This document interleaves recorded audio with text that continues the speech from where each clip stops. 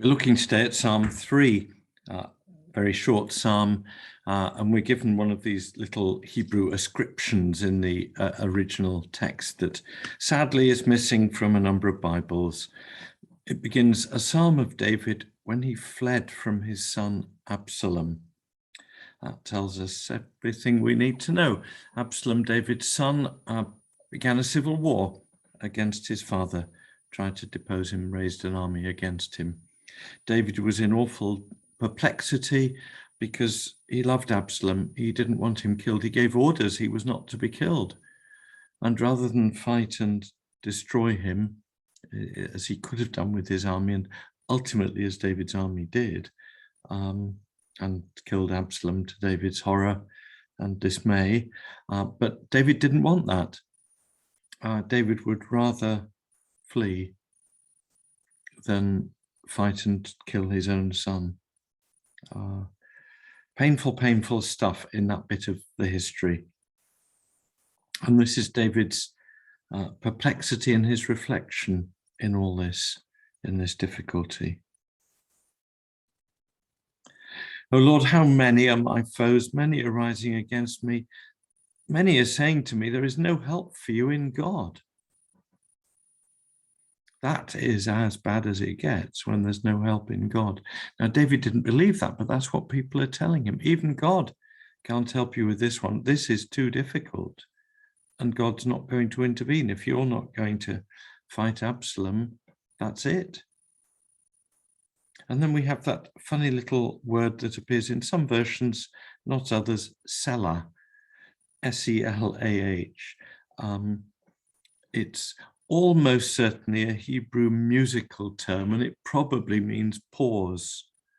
Stop the music, because the way psalms are being done, there's tambourines and all sorts of instruments going on, banging and scraping and different sorts, and blowing different sorts of music as background when psalms are being sung. And just stop, pause, silence. I think that's probably what Selah means, but it's difficult to translate. A lot of Bibles and Psalters just miss it out. But it seems to me that's a moment for a pause in the psalm. Many are saying to me, there's no help for you in God. Then we go to a second short section, David's reflection. But you, O Lord, are a shield around me, my glory and the one who lifts up my head. I cry aloud to the Lord, and he answers me from his holy hill. David's son has risen up against him with an army. David's advisors say, if you're not going to fight Absalom and kill him, there's no hope for you. Even God can't help you out of this one. Stop, think. But you, Lord, are a shield. You're my glory. You lift up my head. I cry to you and you answer me from your holy hill. That's David's faith. That's David's experience up to now. He's got no hope. He's got no plan. There's no way of dealing with this particular dreadful situation. But he knows God can deal with it. And another little Selah. Stop. Stop the music. Leave it there. Think on that. Impossible situation. Stop. Faith in God. Stop.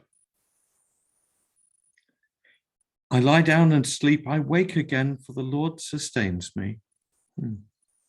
It's good, isn't it? I go to bed at night, and when I wake, it's because God's kept me alive. His depth of belief is wonderful. I'm not afraid of 10,000s of people who've set themselves against me all around. It's because God sustains me. His belief in God. He's horrified at what Absalom is doing.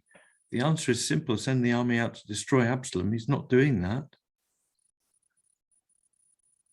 But he still isn't afraid because he knows God's with him.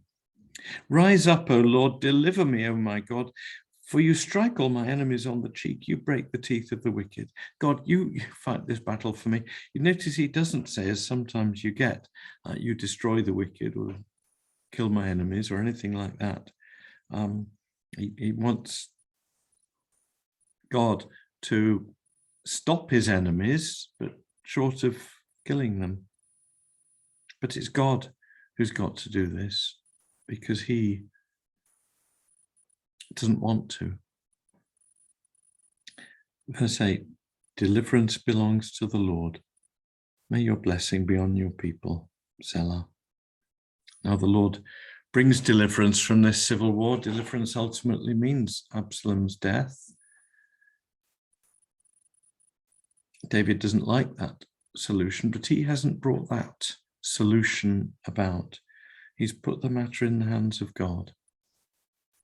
And deliverance means, well, deliverance for David and for his kingdom, which is God's promise and which is part of the plan of salvation for us.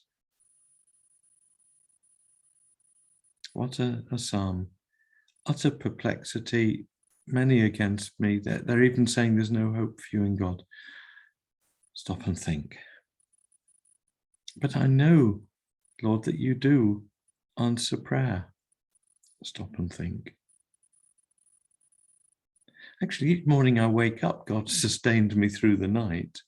So why should I be afraid? God is the deliverer. God protects me from my enemies.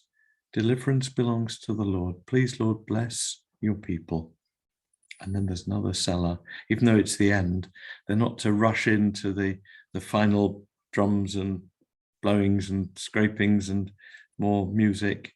Even with may your blessing be on your people, that ought to lead to some triumphant, joyful music. But no, Selah, stop. That's where we are. It's a very thoughtful, strange, wonderful little psalm worth reading again and again and applying to ourselves. Sometimes it's too hard. Stop. But God answers our prayers. We know that from experience. Stop. And our experience today is that God brought us safely through the night. God is with us. Why should we fear? God, deliver us this day and bless us. Amen.